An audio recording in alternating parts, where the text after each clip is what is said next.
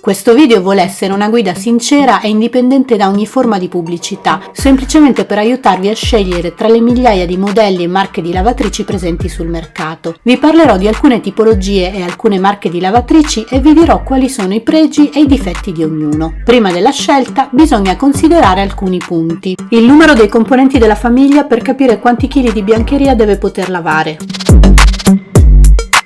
Dove verrà posizionata, cioè ho uno spazio che può ospitarne una standard con una profondità di 60 cm oppure ho uno spazio ridotto e devo optare per una profondità ridotta? Meglio una carica dall'alto o una carica frontale? Meglio una marca conosciuta o una sottomarca? Se devi acquistare una lavabiancheria o semplicemente vuoi qualche informazione in più sulle lavatrici, questa guida ti sarà molto utile. Se ti interessano questo genere di video, iscriviti al canale e lascia un like per poter usufruire di altri contenuti come questo.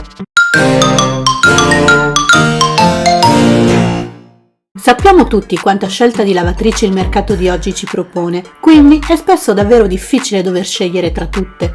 Oggi proverò a chiarire alcuni punti fondamentali per la scelta e ti darò dei consigli utili e pratici derivanti dalla mia lunghissima esperienza.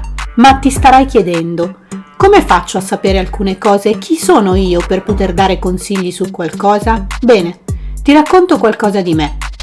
Sono diventata mamma a 20 anni e ho cominciato la mia vita da adulta in una città lontana dalla mia famiglia di origine. Praticamente il giorno prima pensavo a quali outfit scegliere per andare a ballare e il giorno dopo sceglievo vestitini per neonati. Non avevo idea di come si accendesse una lavatrice o un fornello, non sapevo fare davvero niente in casa. Ero sempre stata una fissata per l'arredamento di interni e per l'ordine, ma tutta la mia cultura casalinga finiva lì. Nella mia prima casa con la mia prima lavatrice non avevo la più pallida idea di cosa metterci dentro e come farlo. Così mi sono rimboccata le maniche, ho cominciato a leggere le istruzioni, a chiedere informazioni, all'epoca non c'era internet quindi era tutto molto più difficile e così ho imparato. Sono passati più di 30 anni e ora posso davvero dire di essere un'esperta in materia di casa, non solo per la lunga esperienza, ma soprattutto per la mia grande passione che spesso è al limite dell'ossessione. Sono una di quelle persone che, se entrano in un negozio di elettrodomestici, comprerebbero tutto. Preferisco comprare una lavatrice piuttosto che comprare dei vestiti. E parecchie volte ho ceduto alla tentazione, tanto che ne ho sempre avute in casa minimo 2. E oggi, anche se gli abitanti della mia casa si sono ridotti da 6 a 2, abbiamo 3 lavatrici. Questo per farvi capire fino a che punto arriva la mia fissazione. Quanti di voi sono come me? Fatemelo sapere nei commenti. Dicevo che la scelta di lavatrice è davvero enorme.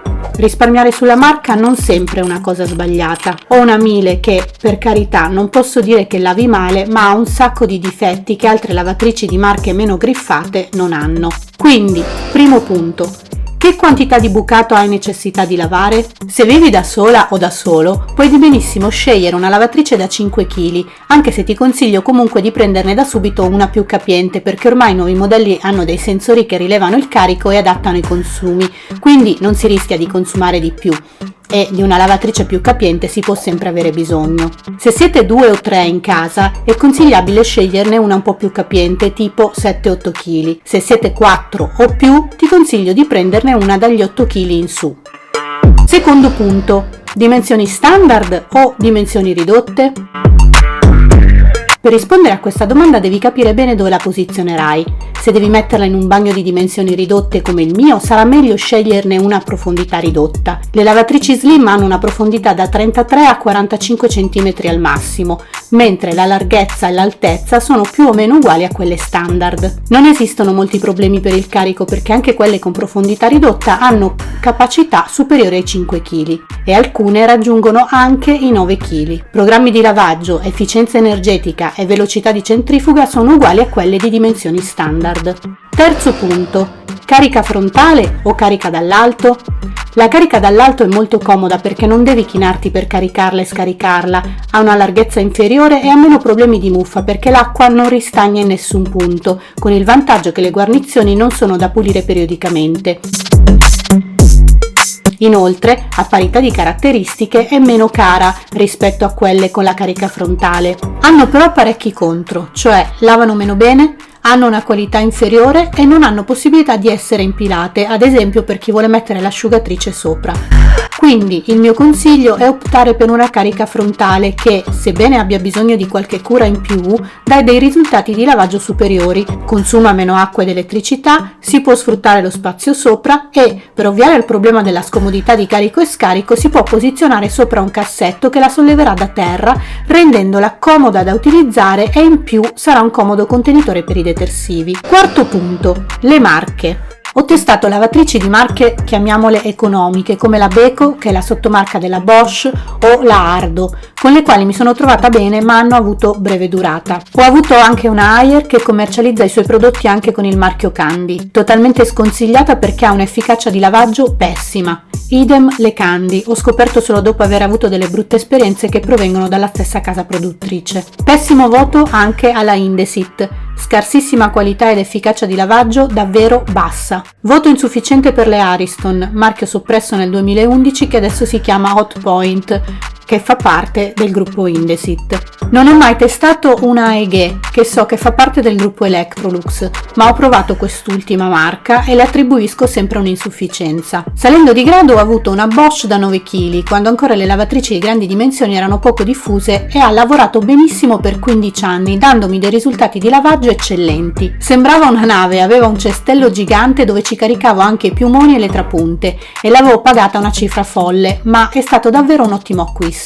Posseggo attualmente una Miele con 8 kg di capacità di carico, prezzo altissimo che non ne giustifica la qualità perché ha bisogno di tanta manutenzione nonostante io ci lavi quasi esclusivamente i capi ad alta temperatura e con il detersivo in polvere. Inoltre, una cosa che mi dà proprio fastidio è che una volta avviato il lavaggio non posso aggiungere nulla perché se la stoppo mi scarica tutta l'acqua con tutto il detersivo. A suo favore devo dire che ha un'efficacia di lavaggio ottima. Ma il mio 10 assoluto sono le lavatrici LG. Ho comprato la prima quasi per caso, capacità 8 kg, efficacia di lavaggio 10 pieno. Quando ho dovuto comprare una lavatrice a profondità ridotta ho prima acquistato una Hoover che ha smesso di funzionare dopo un solo anno ed aveva una pessimissima efficacia di lavaggio. Poi, avendo avuto l'esperienza con LG ed avendola ancora in casa, infatti la utilizzo per lavare le scarpe, i borsoni, tutte le cose davvero sporche che non voglio mischiare al bucato, non ho avuto dubbi e ho subito cercato questa marca.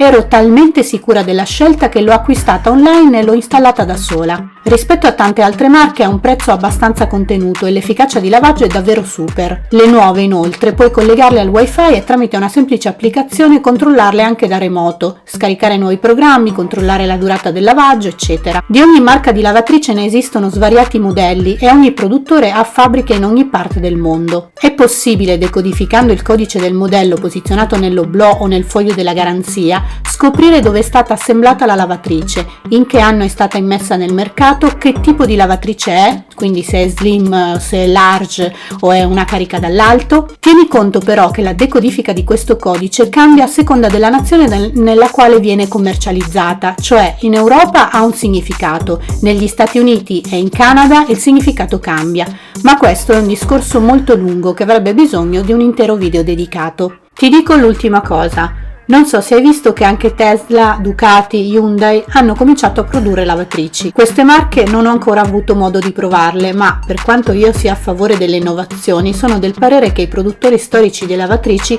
siano in grado di produrre modelli più performanti perché hanno alle spalle anni di esperienza. Poi magari, provandone una, dovrò ricredermi. Te lo farò sapere. Spero di esserti stata utile. Se non vuoi perderti altri contenuti di questo genere, non dimenticare di iscriverti al canale. Puoi anche visitare il mio sito www.copripiumisi.com e scoprire che è nata la soluzione per smettere di impazzire con il copripiumino. A presto! Goodbye!